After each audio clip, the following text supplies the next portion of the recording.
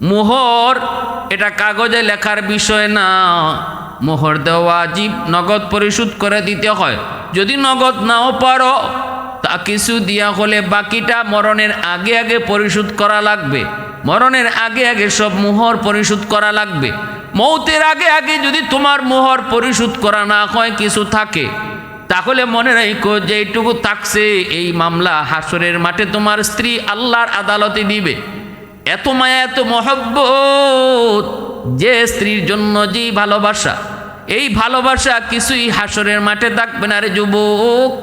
যেই স্ত্রীকে তুমি দিল থেকে বেশি ভালোবাসো, চাওয়া মাত্রই তার চাওয়া, সমস্ত চাওয়া পূরণ করো, চাওয়া মাত্রই তুমি তার সামনে হাজির করো।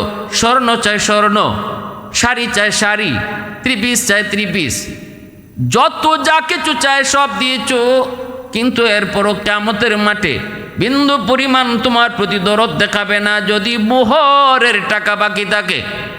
আর যদি স্ত্রীর উপরে তুমি কষ্টদায়ক কোনো আচরণ করো, স্ত্রীকে যদি মারধর করো, স্ত্রীর সাথে যদি খারাপ আচরণ করো, বিবির সাথে যদি তুমি খেয়ানত করো, যদি তার এই মানসিক টর্চারিং করো, এটাও তার হক নষ্ট করা।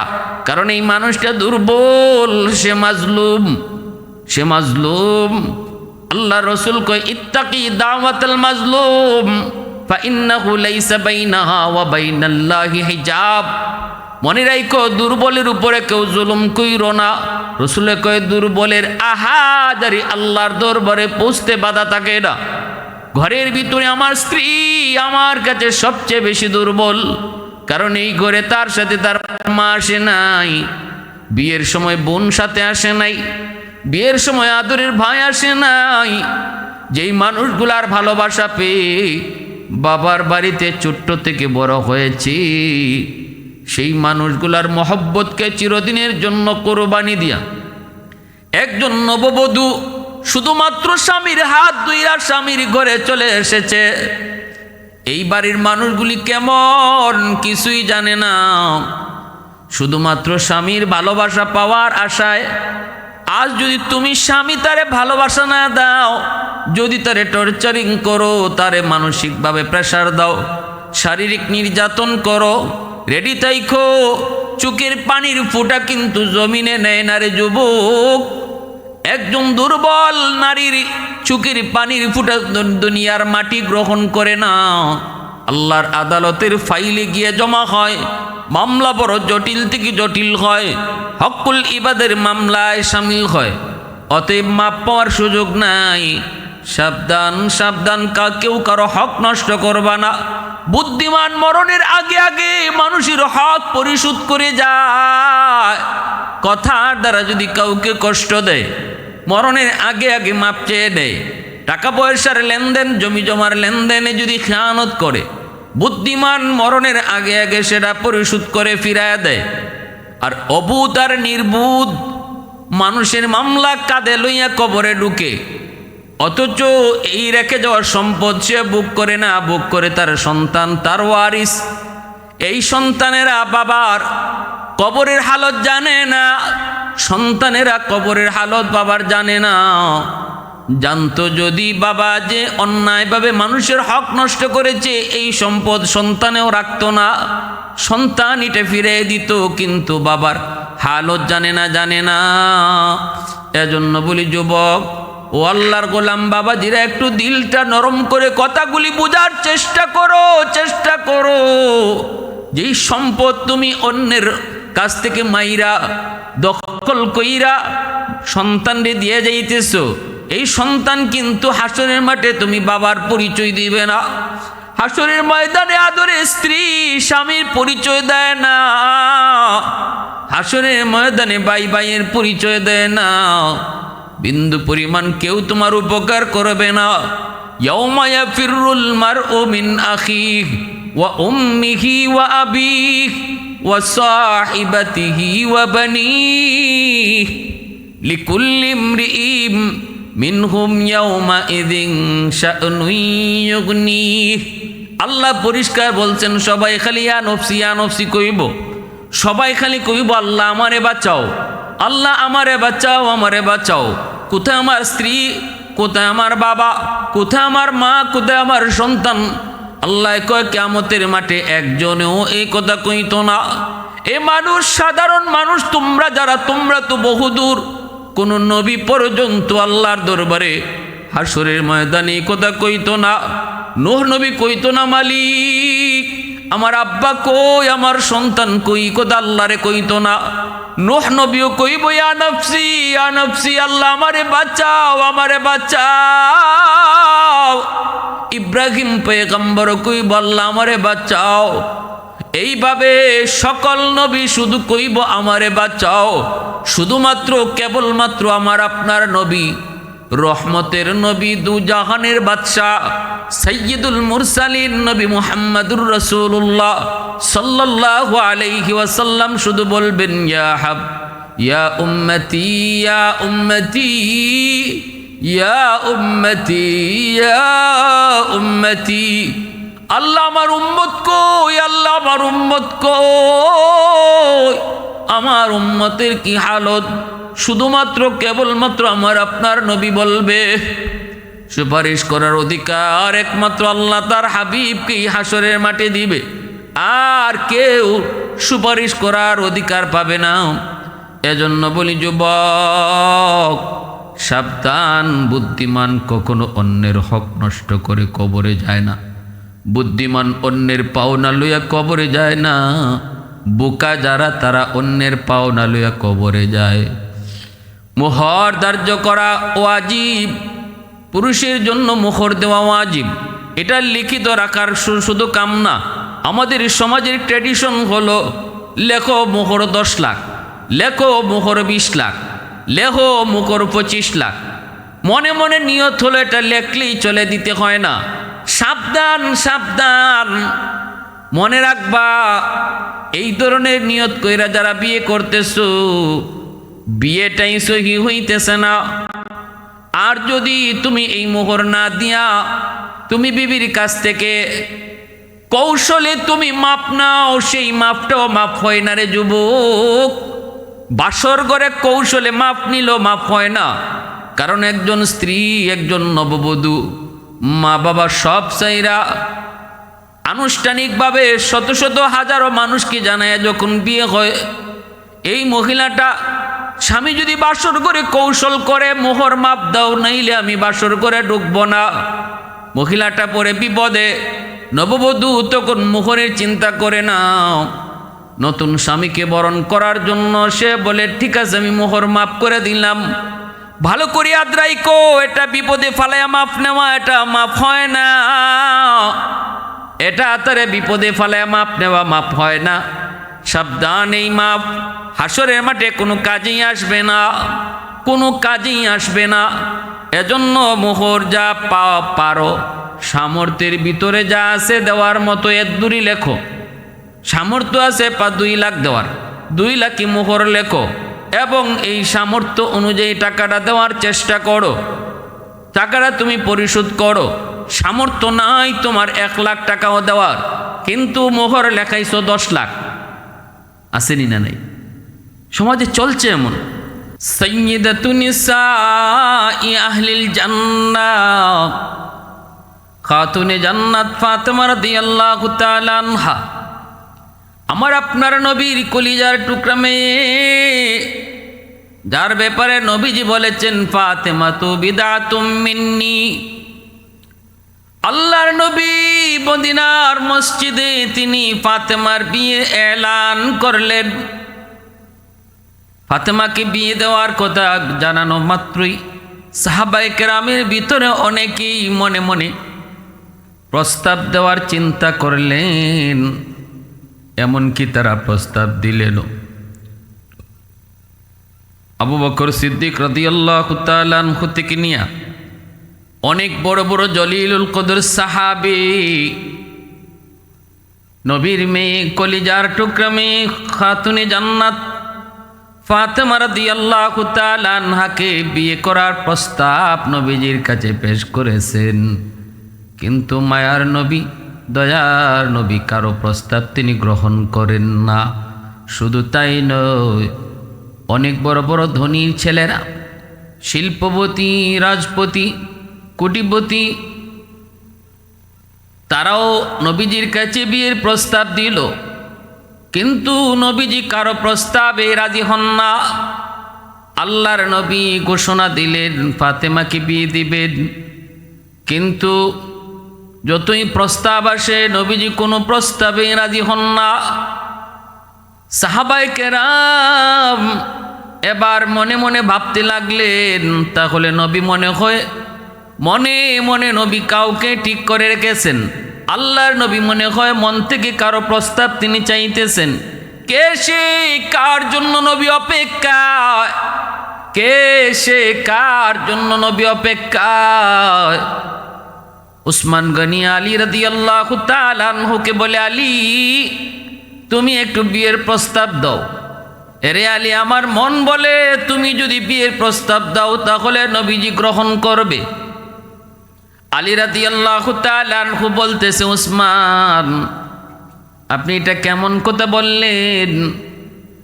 আমি বিয়ের প্রস্তাব দিব, এত বড় দুঃসাহস আমার? কেমন করে এটা তুমি ভাবছো?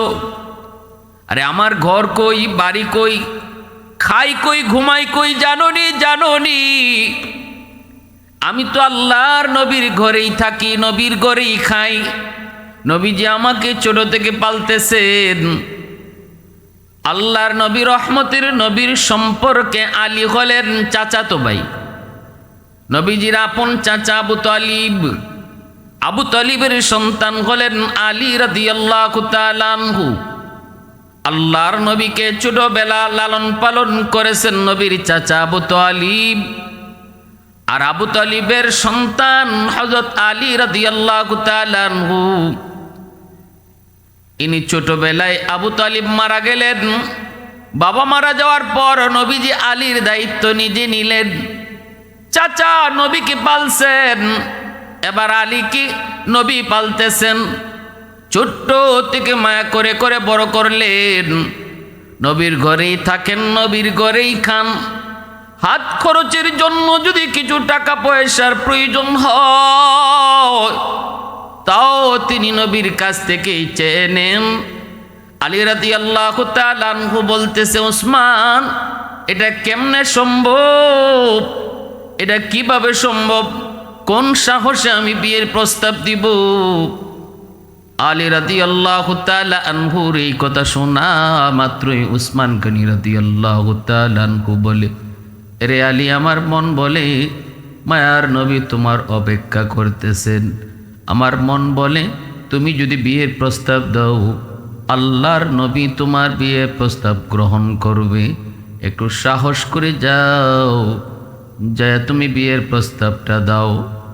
আলী বলে, ভাই মাপ চাই, অসম্ভব, মাপ চাই, আমার দ্বারা সম্ভব নয়।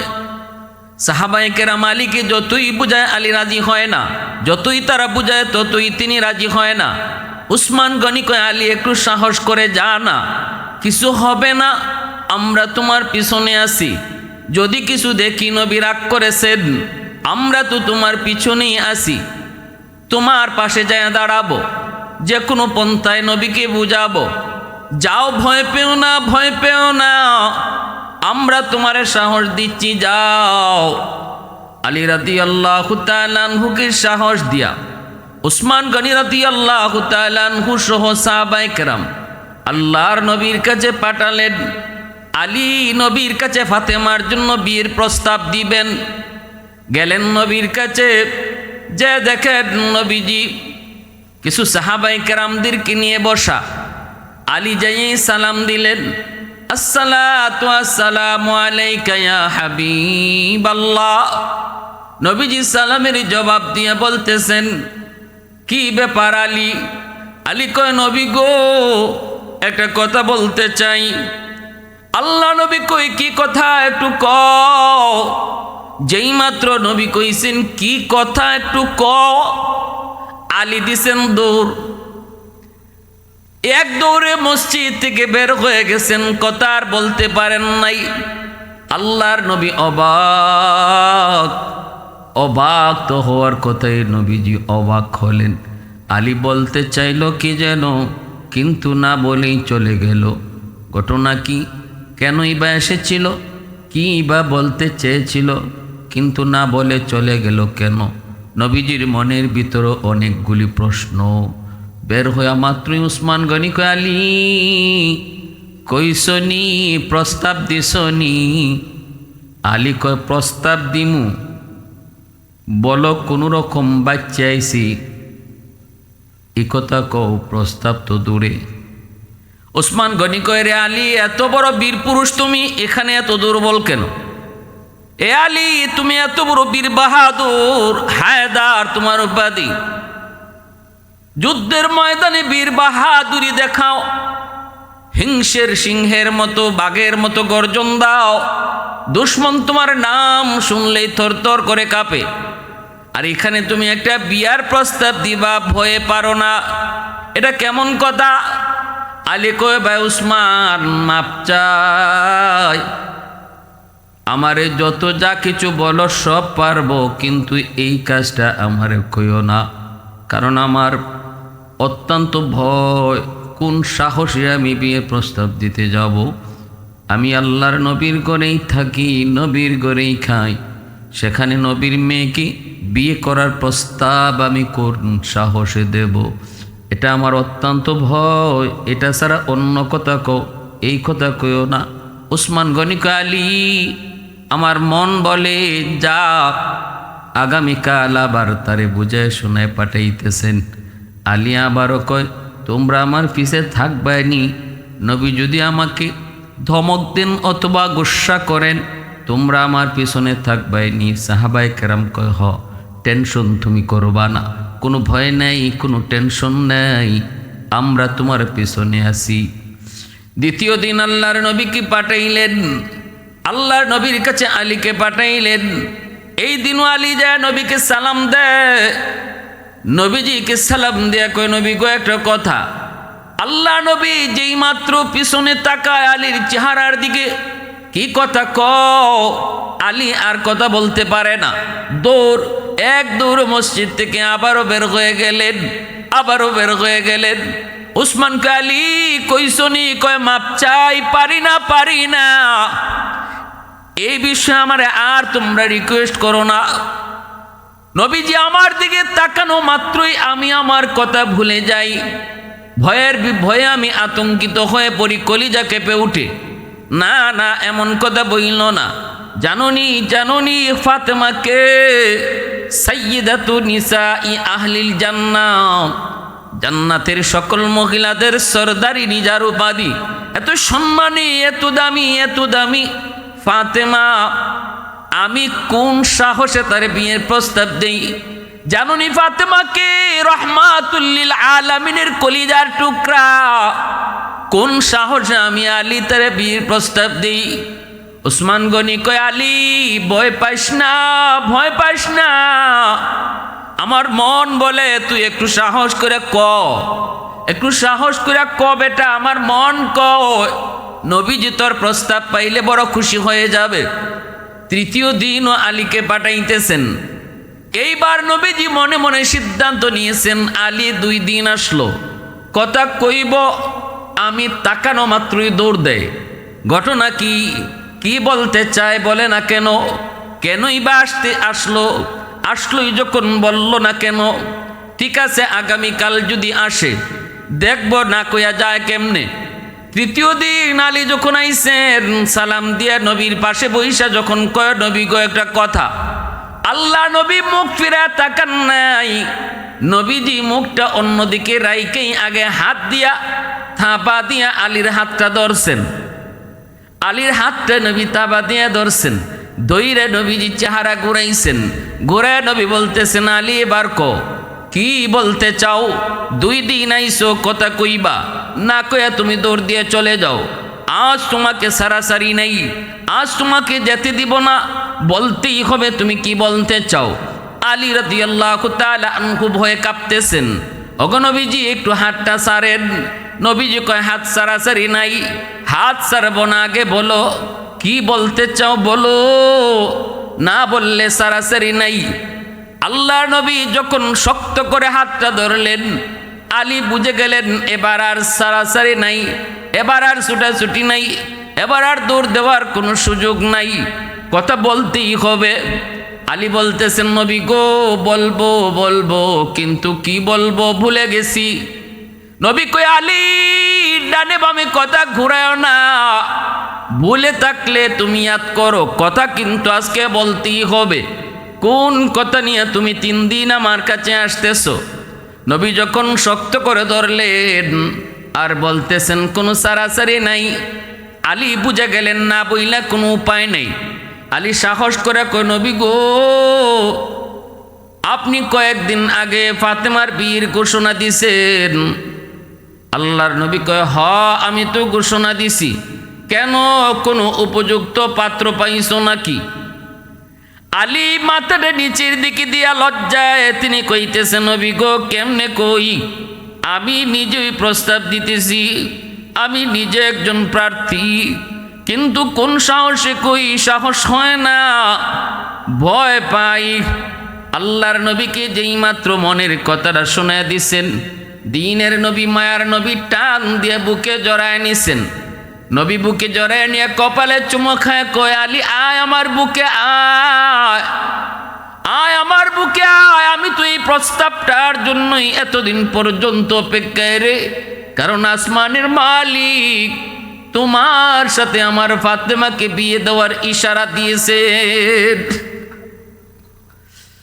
उल्फत में तेरी वाई सीने दंदन को तूरा, उल्फत में तेरी वाई सीने दंदन को तूरा, बू बकर उमर नक्श कदम तेरा न छुरा, बू बकर उमर नक्श कदम तेरा न छुरा, आयुष्शाक नबी वाके असरारे मदीना, सुल्तान का सुल्तान है सुल्तान मदीना, सरकार का सरकार है सरकार मदीना, गुलजार का गुलजार है गुलजार मदीना।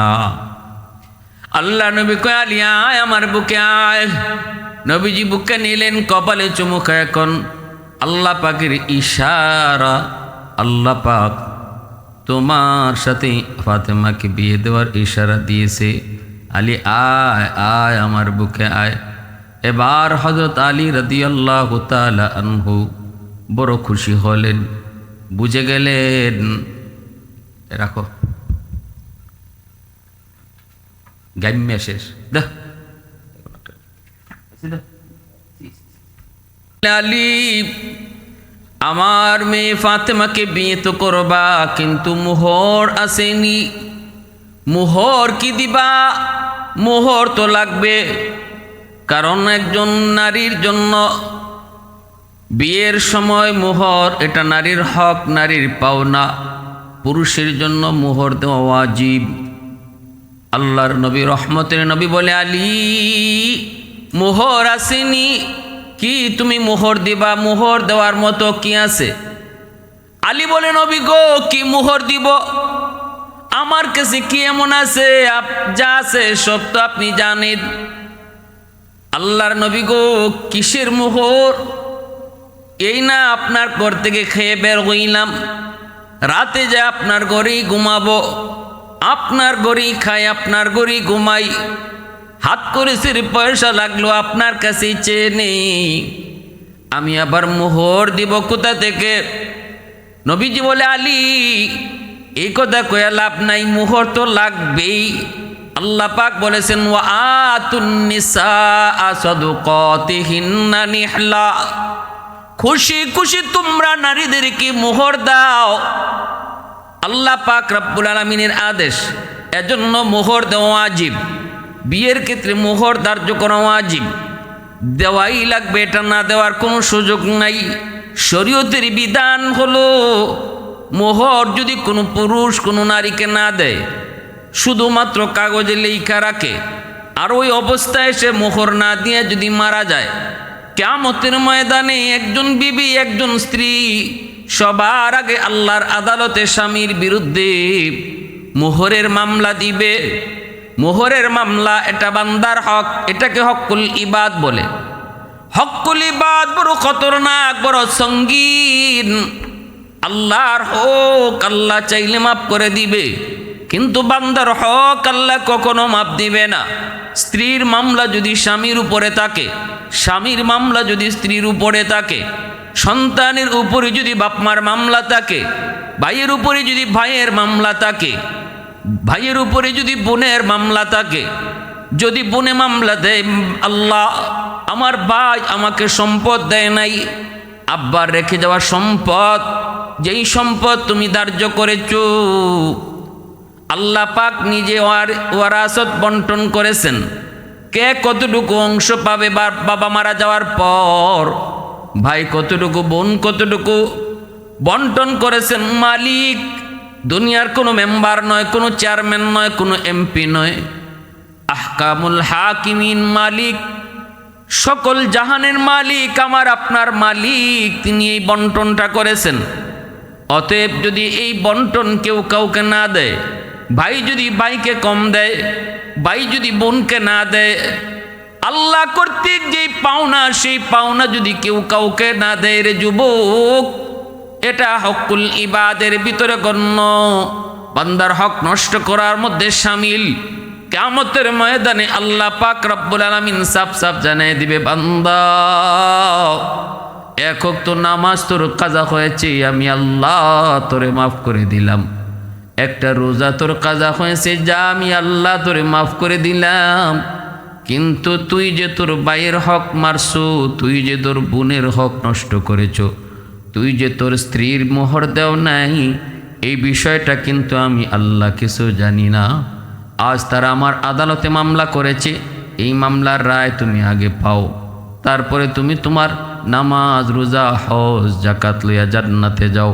নতুবা তোমার জীবনের নামাজ, তোমার জীবনের রোজা, তোমার জীবনের হজ, তোমার জীবনের যাবতীয় আমল এক জায়গায় আটক থাকবে। মানুষের যা হক নষ্ট করেছ সবগুলি হক, এই হকের বদলা তোমার নেকি তাদেরকে দেওয়ার পর যা থাকবে তখন তোমার আমল হিসাব করা হবে। কিয়ামতের ময়দানে রাসূল বলেন, জাননি দুনিয়াতে যেই মানুষটা নিঃস্ব অসহায় সে গরিব নয়, সবচেয়ে বড় গরিব হলো যে মানুষটা পাহাড় পরিমাণ নেকি লইয়া জান্নাত আল্লাহর দরবারে উঠছে, কিন্তু এই নেকি তার কোনো কামে আসে নাই। মানুষের হক যা নষ্ট করেছিল, এই হকগুলা দিতে দিতে তার সব নেকি শেষ হয়ে যাবে। পাহাড় পরিমাণ নেকি ছিল কিন্তু কোনো নেকি নাই। স্ত্রীর মামলা, এই মামলা ডিসমিস করতে স্ত্রীকে তার হজের সওয়াব দিয়ে দিবে। বোনের মামলা, বোনের হক দেয় নাই, এই মামলা ডিসমিস করতে তার জীবনের অনেকগুলি নামাজের সওয়াব বোনকে দিয়ে দিবে। এইভাবে ভাইয়ের হক নষ্ট করেছে, প্রতিবেশীর সীমানা ঠেলছে, প্রতিবেশীর জমি দখল করেছে। এই মানুষগুলোর যতগুলি হক, ওই হকের মামলা আল্লাহর আদালতে দাঁড়াবে রে যুবক। ওই মামলা পরিশোধ করতে যায় তার হাত নিঃস্ব হয়ে যাবে, সে অসহায়। রাসূল কয় সেই হলো সবচেয়ে বড় মুফলিস, সেই হলো সবচেয়ে বড় মুফলিস। লা দিরহাম লাহু ওয়ালা দিনারা, যার দিরহাম নাই দিনার নাই সে বড় মুফলিস না, সে নিঃস্ব না, সে মিসকিন না, সে অভাবী না। সবচেয়ে বড় অভাবী হলো ওই মানুষটা যার নেকি আছিল অনেক, কিন্তু নেকি কিছুই তার হাতে থাকে নাই, সব মানুষকে দিয়ে দিতে হয়েছে। এজন্য বলি সাবধান, মোহর এটা কাগজে লেখার বিষয় না, মোহর দেওয়া ওয়াজিব, নগদ পরিশোধ করে দিতে হয়। যদি নগদ নাও পারো তা কিছু দিয়া হলে বাকিটা মরণের আগে আগে পরিশোধ করা লাগবে। মরণের আগে আগে সব মোহর পরিশোধ করা লাগবে। মৌতের আগে আগে যদি তোমার মোহর পরিশোধ করা না হয়, কিছু থাকে, তাহলে মনে রাখো যে এইটুকু থাকছে, এই মামলা হাসরের মাঠে তোমার স্ত্রী আল্লাহর আদালতে দিবে। এত মায়া, এত মহব্বত, যে স্ত্রীর জন্য যেই ভালোবাসা, এই ভালোবাসা কিছুই হাসরের মাঠে থাকবে না রে যুবক। যেই স্ত্রীকে তুমি দিল থেকে বেশি ভালোবাসো, চাওয়া মাত্রই তার চাওয়া, সমস্ত চাওয়া পূরণ করো, চাওয়া মাত্রই তুমি তার সামনে হাজির করো। স্বর্ণ চাই স্বর্ণ, শাড়ি চাই শাড়ি, ত্রিপিস চাই ত্রিপিস, যত যা কিছু চায় সব দিয়েছ, কিন্তু এরপরও কিয়ামতের মাঠে বিন্দু পরিমাণ তোমার প্রতি দরদ দেখাবে না যদি মোহরের টাকা বাকি থাকে। আর যদি স্ত্রীর উপরে তুমি কষ্টদায়ক কোনো আচরণ করো, স্ত্রীকে যদি মারধর করো, স্ত্রীর সাথে যদি খারাপ আচরণ করো, বিবির সাথে যদি তুমি খেয়ানত করো, যদি তার এই মানসিক টর্চারিং করো, এটাও তার হক নষ্ট করা। কারণ এই মানুষটা দুর্বল, সে মাজলুম, সে মাজলুম। আল্লাহ রসুল কয় ইত্তাকি দাওয়াতাল মাজলুম ফাইন্নাহু লাইসা বাইনাহা ওয়া বাইনাল্লাহি হিজাব। মনে রাখো, দুর্বলের উপরে কেউ জুলুম কইরো না। রসুলে কয় দুর্বলের আহাজারি আল্লাহর দরবারে পৌঁছতে বাধা থাকে না। ঘরের ভিতরে আমার স্ত্রী আমার কাছে সবচেয়ে বেশি দুর্বল, কারণ এই ঘরে তার সাথে তার মা আসে নাই, বিয়ের সময় বোন সাথে আসে নাই, বিয়ের সময় আদরের ভাই আসে নাই। যেই মানুষগুলার ভালোবাসা পেয়ে বাবার বাড়িতে ছোট্ট থেকে বড় হয়েছে, সেই মানুষগুলার মহব্বতকে চিরদিনের জন্য কোরবানি দিয়া একজন নববধূ শুধুমাত্র স্বামীর হাত ধুইয়া স্বামীর ঘরে চলে এসেছে। এই বাড়ির মানুষগুলি কেমন কিছুই জানে না, শুধুমাত্র স্বামীর ভালোবাসা পাওয়ার আশায়। আজ যদি তুমি স্বামী তারে ভালোবাসা না দাও, যদি তারে টর্চারিং করো, তারে মানসিকভাবে প্রেসার দাও, শারীরিক নির্যাতন করো, রেডি থাইকো, চোখের পানির ফোঁটা কিন্তু জমিনে নেয় না রে যুবক। একজন দুর্বল নারীর চোখের পানির ফোঁটা দুনিয়ার মাটি গ্রহণ করে না, আল্লাহর আদালতের ফাইলে গিয়ে জমা হয়। মামলা বড় জটিল থেকে জটিল হয়, হকুল ইবাদের মামলায় সামিল হয়। অতএব মাপ পাওয়ার সুযোগ নাই। সাবধান, সাবধান, কেউ কারো হক নষ্ট করবা না। বুদ্ধিমান মরণের আগে আগে মানুষের হক পরিশোধ করে যায়। কথার দ্বারা যদি কাউকে কষ্ট দেয়, মরণের আগে আগে মাপ চেয়ে দেয়। টাকা পয়সার লেনদেন, জমি জমার লেনদেনে যদি খেয়ানত করে, বুদ্ধিমান মরণের আগে আগে সেটা পরিশোধ করে ফিরায় দেয়। আর অবুধ আর নির্বুধ মানুষের মামলা কাঁধে লইয়া কবরে ঢুকে, অথচ এই রেখে যাওয়ার সম্পদ সে বুক করে না, বুক করে তার সন্তান, তার ওয়ারিস। এই সন্তানেরা বাবার কবরের হালত জানে না, সন্তানেরা কবরের হালত বাবার জানে না। জানতো যদি বাবা যে অন্যায়ভাবে মানুষের হক নষ্ট করেছে, এই সম্পদ সন্তানেও রাখতো না, সন্তান এটা ফিরে দিত, কিন্তু বাবার হালত জানে না, জানে না। এজন্য বলি যুবক ও আল্লাহর গোলাম বাবাজিরা, একটু দিলটা নরম করে কথাগুলি বোঝার চেষ্টা করো, চেষ্টা করো। যেই সম্পদ তুমি অন্যের কাছ থেকে মাইরা দখল কইরা সন্তানরে দিয়ে যাইতেছো, এই সন্তান কিন্তু হাসরের মাঠে তুমি বাবার পরিচয় দিবে না। হাসরের ময়দানে আদরের স্ত্রী স্বামীর পরিচয় দেয় না, হাসরের ময়দানে ভাই ভাইয়ের পরিচয় দেয় না। বিন্দু পরিমাণ কেউ তোমার উপকার করবে না। ইয়াউমা ইয়াফিরুল মারউ মিন আখিহি ওয়া উম্মিহি ওয়া আবিহি ওয়া সাহিবাতিহি ওয়া বানিহি লিকুল্লি ইমরিইম মিনহুম ইয়াউমা ইযিন শা'নুন ইউগনিহি। আল্লাহ পরিষ্কার বলছেন, সবাই খালি ইয়া নফসি, ইয়া নফসি কইব, সবাই খালি কইব আল্লাহ আমারে বাঁচাও, আল্লাহ আমারে বাঁচাও, আমারে বাঁচাও। কোথায় আমার স্ত্রী, কোথায় আমার বাবা, কোথায় আমার মা, কোথায় আমার সন্তান? আল্লাহ কয় কিয়ামতের মাঠে একজনেও এই কথা কইতো না। এ মানুষ, সাধারণ মানুষ তোমরা যারা, তোমরা তো বহুদূর, কোন নবী পর্যন্ত আল্লাহর দরবারে হাসরের ময়দানে এই কথা কইতো না। নূহ নবী কইতো না মালিক আমার আব্বা কই, আমার সন্তান কই, কথা আল্লাহরে কইতো না। নূহ নবীও কইব ইয়া নফসি, ইয়া নফসি, আল্লাহ আমারে বাঁচাও, আমারে বাঁচাও। ইব্রাহিম পয়গম্বর কইব আল্লাহ আমারে বাঁচাও। এইভাবে সকল নবী শুধু কইব আমারে বাঁচাও। শুধুমাত্র কেবলমাত্র আমার আপনার নবী, রহমতের নবী, দু জাহানের বাদশাহ, সাইয়্যিদুল মুরসালিন নবী মুহাম্মদুর রাসূলুল্লাহ সাল্লাল্লাহু আলাইহি ওয়াসাল্লাম শুধু বলবেন ইয়া হাব ইয়া উম্মতি ইয়া উম্মতি ইয়া উম্মতি ইয়া উম্মতি।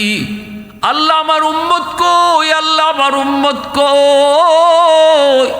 আমার উম্মতের কি হালত শুধুমাত্র কেবলমাত্র আমার আপনার নবী বলবে।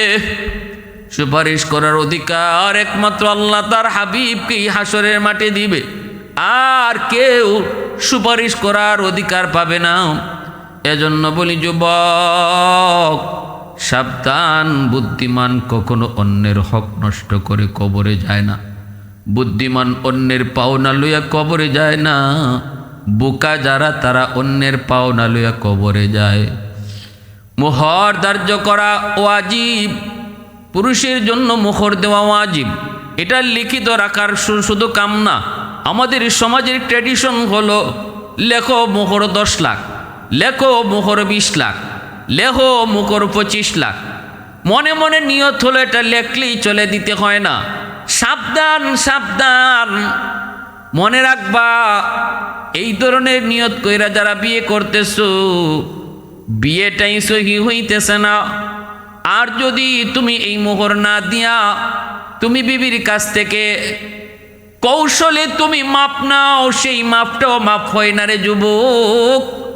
বাসর ঘরে কৌশলে মাপ নিল মাপ হয় না, কারণ একজন স্ত্রী একজন নববধূ মা বাবা সব চাইরা আনুষ্ঠানিকভাবে শত শত হাজারো মানুষকে জানায় যখন বিয়ে হয়, এই মহিলাটা স্বামী যদি বাসর করে কৌশল করে মোহর মাপ দাও নাইলে আমি বাসর করে ঢুকবো না, মহিলাটা পরে বিপদে। নববধূ তখন মোহরের চিন্তা করে না, নতুন স্বামীকে বরণ করার জন্য সে বলে ঠিক আছে আমি মোহর মাপ করে দিলাম। ভালো করে আদ্রাই কো, এটা বিপদে ফালাইয়া মাপ নেওয়া এটা মাপ হয় না, এটা তারে বিপদে ফালাইয়া মাপ নেওয়া মাপ হয় না। সাবধান, এই মাপ হাসরের মাঠে কোনো কাজেই আসবে না, কোনো কাজেই আসবে না। এজন্য মোহর যা পারো সামর্থ্যের ভিতরে যা আছে দেওয়ার মতো এর দূরই লেখো। সামর্থ্য আছে 2 লাখ দেওয়ার, 2 লাখই মোহর লেখো এবং এই সামর্থ্য অনুযায়ী টাকাটা দেওয়ার চেষ্টা করো, টাকাটা তুমি পরিশোধ করো। সামর্থ্য নাই তোমার 1 লাখ টাকাও দেওয়ার, কিন্তু মোহর লেখাইছো 10 লাখ, আসেনি না নাই? সমাজে চলছে এমন। সম্পূর্ণভাবে এটা নিষেধ, সম্পূর্ণভাবে এটা না জায়েজ। এজন্য সামর্থ্য যা আছে এই পরিমাণ মোহর লেখো, পারলে নগদ দিয়ে দাও, না পারলে যদ্দূর পারো দাও, বাকিটা তুমি মাসের মাস তারে দিতে থাকো, দিতে থাকো, নিয়ত করো দেওয়ার, দিতে থাকো। এই অবস্থায় যদি মারা যাও অন্তত আল্লাহর কাছে বলতে পারবা মালিক আমি তো পরিশোধ করার নিয়তে মাসের মাস দিতেছিলাম, আল্লাহ আমার তৌফিক অনুযায়ী মাসের মাস তারে আমি পরিশোধ করার নিয়ত করেছি, দিয়েছিও, কিন্তু হায়াত নাই, আল্লাহ হায়াত পাইলে আমি পরিশোধ করতাম। এতটুকু বললেও আল্লাহর কাছে মাপ পাওয়ার একটা উসিলা বের করা যায়। কিন্তু না, ইল্লাই নেই নাই, লেখো 20 লাখ, লেখো 25 লাখ। কিরে বেটা তোর তো সামর্থ্য নেই 2 লাখ দেওয়ার, 10 লাখ লেখাইলে কেমন? কয় আর এটা দিতে হয় না, এটা লেখাইলেই চলে। নাউজুবিল্লাহ। মোহরে ফাতিমি আল্লাহ রাসূল সাল্লাল্লাহু আলাইহি ওয়াসাল্লাম খাতুনে জান্নাত ফাতেমা রাদিয়াল্লাহু তাআলা আনহার বিয়েতে হযরত আলী রাদিয়াল্লাহু তাআলা আনহু যে মোহর দিয়েছিলেন, এই মোহরটার নাম হলো ফাতিমি মোহর। এবং মোহর সর্বনিম্ন কত ধরতে হয় এই বিষয়টাতে আমি ইনশাল্লাহ আলোচনা করব। আসুন আমরা সামনের দিকে আগাই। এরপরে কি হয়েছে, আল্লাহর নবী বলতেছে আলী, ও আলী মোহর কি দিবা? আলী কয় নবী গো কিছুই তো নাই, দিমু কি? রসুল কয় তোমার ঢাল তলোয়ারটা যাও, যে বাজারে বিক্রি করো, যাই পাও তা দিয়েই মোহর ধার্য হবে। আলী রাদিয়াল্লাহু তাআলা আনহু ঢাল আর তলোয়ার নিয়ে রওনা দিয়েছেন। রাস্তায় ওসমান গনির সাথে দেখা। আলী কই যাও? নবী তো বিয়ের প্রস্তাবে রাজি হয়ে গেছে, কইছিলাম নি। কপাল খুলে গেছে আলী, কপাল খুলে গেছে আলী। আমি মনে মনে তখনই ভাবছিলাম নবী তোমার অপেক্ষায়, তুমি তো সাহস করো না, আমি তোমাকে সাহস জোগাইছি, এখন কই যাও? কয় বাজারে যাই। কেন? কই বিয়াতে করমু, মোহর তো দেওয়া লাগবে, আমার তো কিছুই নাই, মোহর দিমু কেমনে? রসুল কয় ডাল তলোয়ার বাজারে বিক্রি করো। এই যে রওনা দিয়েছি, ডাল তলোয়ার বিক্রি করে যা পাবো তাই আমি মোহর ধার্য করব। আলী রাদিয়াল্লাহু তাআলা আনহু তখন বলতেছে, রে আলী, উসমান গনি বলতেছে, আলী এই ঢাল আর তলোয়ার আমার কাছে বিক্রি করো। আলী বলে, কত টাকা আপনি দিবেন? উসমান গনি কয়, নেও তোমারে 500 দিরহাম দিলাম। আলী রাদিয়াল্লাহু তাআলা আনহু 500 দিরহাম হাতে নিলেন। উসমান গনি কয়, নেও এই টাকা দিয়ে মোহর পরিশোধ করো। কারণ হযরত আলী তিনি গরিব, কিন্তু উসমান তিনি হলেন মদিনার সবচেয়ে ধনী সাহাবীদের ভিতরে একজন, নামই হলো জ্ঞানী। উসমান যেমন সম্পদের মালিক, তার দিলও ছিল উদার, দানের হাতও অনেক বড়। কিছু মানুষ সমাজে এমন আছে, টাকা আছে পয়সা আছে কিন্তু মন বড় না। আবার কিছু মানুষ এমন আছে, টাকা পয়সা যেমন আছে মনও তেমন বড়। ভালো করে আদ্রাই করি যুবক, আল্লাহর নবী রহমতের নবী এক হাদিসে বলছেন, সম্পদের মালিক যে, কিন্তু সে যদি আল্লাহর রাস্তায় দান না কইরা এই টাকা সে খেলাধুলায় কাজে ব্যয় করে, আমোদ ফুর্তিতে ব্যয় করে, তাহলে মনে রাখো এর গুনাহ কিন্তু সে পাইতেছে। এই টাকা পয়সা ভালো কাজে ব্যয় করলো না, অন্যায় কাজে ব্যয় করলো। আরেকজন মানুষ গরিব, তার টাকা নাই পয়সা নাই, নিয়ত করে কয় আমার যদি টাকা থাকতো একটা সিনেমা হল দিতাম। যেই মানুষটা টাকা পয়সা থাকার কারণে সিনেমা হল বানাইলো, সিনেমা হল বানাইয়া সে যেই পরিমাণ গুনাহ কামাইলো, ওই গরিব মানুষটা টাকা নাই পয়সা নাই, কিন্তু দিলে দিলে নিয়ত করে সে আমার পয়সা হলে সিনেমা হল বানাইতাম। রসুল কয় ওই ধনী লোকটা সিনেমা বানায়া হল বানায়া যে গুনাহগার, গরিব লোকটা নিয়ত কইরাও সমান গুনাহগার। ঠিক তেমনি ভাবে একজন ধনী মানুষ আল্লাহর রাস্তায় দান করে, আর গরিব আফসোস করে, আল্লাহ আমার কাছেও যদি পয়সা থাকতো আমিও তোমার রাস্তায় এরকম দান করতাম। রসুল কয় ধনী দান কইরা যেই পরিমাণ সওয়াব পাইল, গরিব নিয়ত কইরাও সমান সওয়াব পায়া গেল। সুবহানাল্লাহি ওয়া বিহামদি, সুবহানাল্লাহিল আযীম। সমাজের ভিতরে কিছু মানুষ এমন আছে, পয়সা আছে কিন্তু মন নাই, আল্লাহ রাস্তায় দান করে না, অন্যান্য কাজে খারাপ কাজে তার সব কাজে শরিক আছে। খেলাধুলার চাঁদা চাইলে চাঁদা দেয়, কিন্তু আজ মাহফিলের চাঁদা চাইলে দেয় না। হ্যাঁ, এখানে উদ্দেশ্য তার দুনিয়ার সুনাম কামানে, আখিরাতের চিন্তা নেই। আলী রাদিয়াল্লাহু তাআলা আনহু উসমান গনি রাদিয়াল্লাহু তাআলা আনহুর কাছ থেকে 500 দিরহাম নিয়ে রওনা দিলেন। হযরত উসমান তো তিনি আখিরাতের পাগল, তিনি তো টাকা পয়সা এমন জায়গাতেই ব্যয় করতেন যেখানে আখিরাতের পুঁজি হয়, সব টার্গেটই ছিল আখিরাতমুখী। আলী রাদিয়াল্লাহু তাআলা আনহু এই 500 দিরহাম আইনা তিনি মোহর হিসাবে রসুলের হাতে রাখলেন। ওই মোহরটাকে ফাতিমি মোহর বলা হয়। 500 দিরহামে 131 বড়ি রূপার সমান, 131 বড়ি রূপা 500 দিরহামে।